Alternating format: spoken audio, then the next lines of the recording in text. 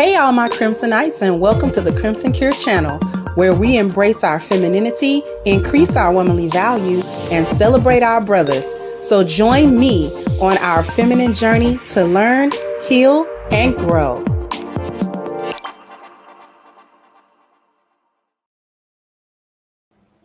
Hey there, my Crimsonites, and welcome to the Crimson Cure channel. I'm your hostess, femininity coach, and author of The Crimson Cure, and this is my perspective. So we got a chick here, and pardon me, their names don't be mattering to me, but this one is quote unquote Dream Doll, whatever. That's sad too, because anyway, it doesn't necessarily matter what her name is, but what it matters is she's one of these chicks. She's one of these BBL chicks, right? That got notoriety and all her IG attention and social media attention for, the BBL and being a bad bee and all this other foolishness that they do. So now what I want to do is I want to play a clip of this woman talking about the whole BBL thing and just listen to it. Yeah. Do you feel like it's going out of fashion? Yeah. Really? Yeah. So how will you go back then? Well, I did a butt reduction. Oh, So how do you do that? What, lipo, just lipo in your butt. what, they just take it all out? They just lipo it. Oh. But it's a process. It's levels. I feel like natural bodies are more and more slim, thick. I feel like that is like what's in right now. But then, so naturally, you're slim, Yeah. thick, right? But Nasata, no ass at all. That's me. That was is me. That I was gonna say that was me. I wish I could have like my A cups back, like so bad, but it just. But why though? Cause I miss little boobs. They be hurting your back and stuff, but also it's just like nothing fits. Like all my stuff has to be custom tailored. Any jean got to be taken in. It's a lot of maintenance. I went and got surgery, and I'm like want to transition back to my natural body. Like, oh, what now? I'm sick and tired, and I'm tired of seeing it. If I would have knew what I knew now, I would have never done it. I'm tired. I'm sick and tired, and I'm tired of seeing it. Okay, so that was the clip, right? I think what stood out to me the most about this clip is that she said the reason that she's tired of it, like she's tired of it because of the maintenance, the clothing, and all this other stuff, and how her body feel, right? And she tired of looking at it. But the thing that stood out to me is she said it's out of style and the slim thick is in. Imagine treating your body according to the most popular trend. This is probably one of the worst cases of self-hatred. And I don't mean her in particular. I mean the whole concept of the BBL and changing your whole body, undergoing surgery as a means to keep up with current trends and aesthetics of what a woman's body is supposedly supposed to look like. So the silhouette was in style, quote unquote, for so long. That hourglass, big breasts, little tiny waist, big hips, and really big butt was supposed to be the golden aesthetic that a woman was supposed to achieve.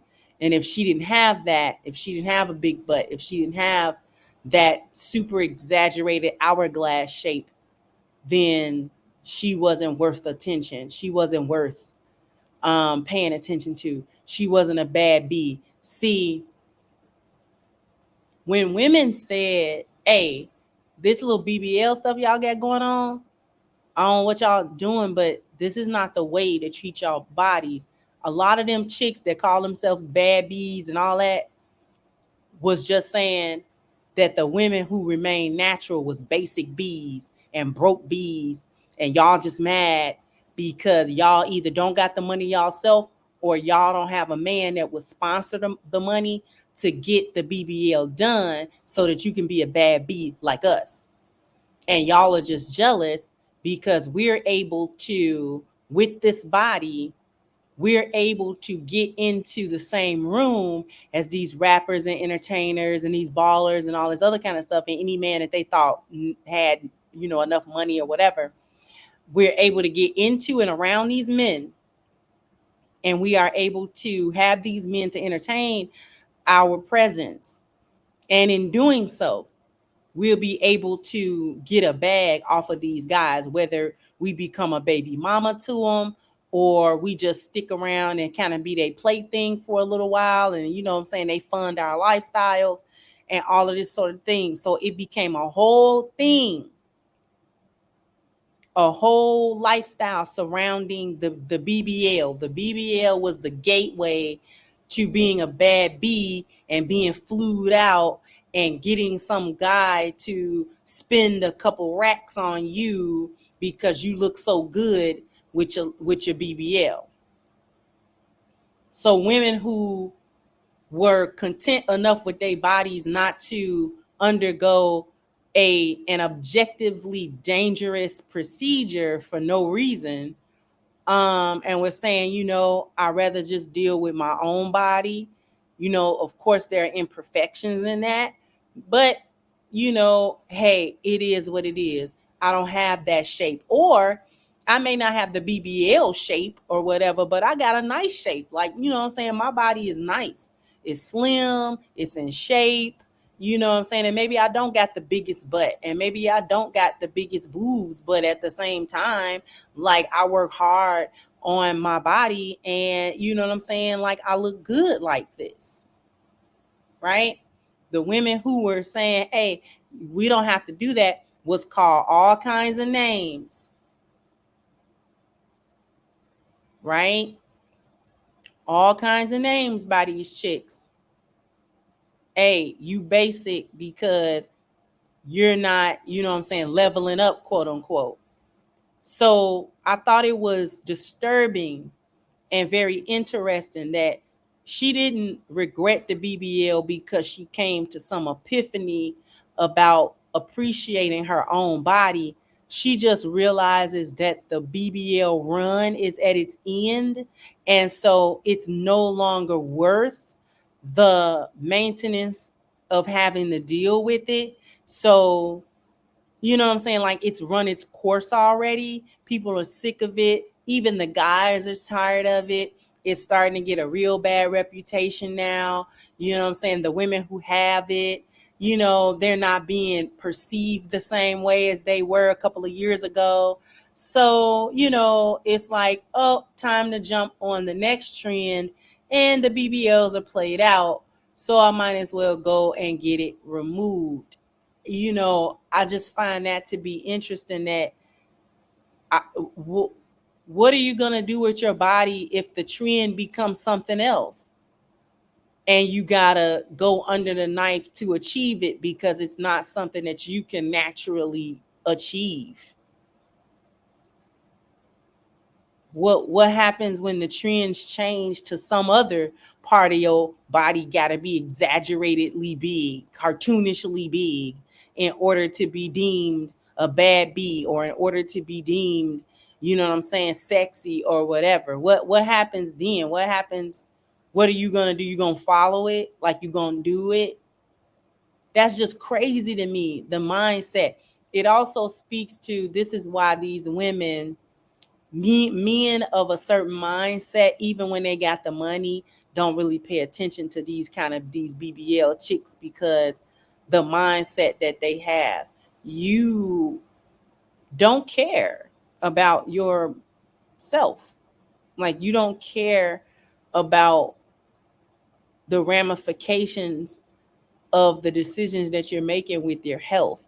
There's one thing if you have to undergo certain things, right? Like, you I'm not against all cosmetic surgery. Let me be clear. I'm not against all cosmetic surgery. Because sometimes it's necessary to get the cosmetic surgery. Like, a person who lose a lot of weight and then they have the skin left up, they have to get that seen too. It just ain't no way that you can just not do that, right? You're gonna have to do that. There are things on some people's bodies that they it's like, look, somebody come cut this off. You know what I'm saying? Like, somebody come get this. It could be an excess of skin. It can even be the excess of that stubborn fat that won't go nowhere. You know, you done dieted, you done went to the gym, you done killed yourself in a gym, and that little pocket of fat is will not. Hey, listen, do what you gotta do. Some people got keloids, some people got, you know what I'm saying, other things on their bodies, and it's like, you know what? I feel a lot better when that's gone. Cause listen, that's just gotta go. That's gotta go. Right? So I'm not really against 100% every type of cosmetic surgery out there, but I am against the BBLs. And the reason I'm specifically against the BBLs more than anything is because it's so dangerous.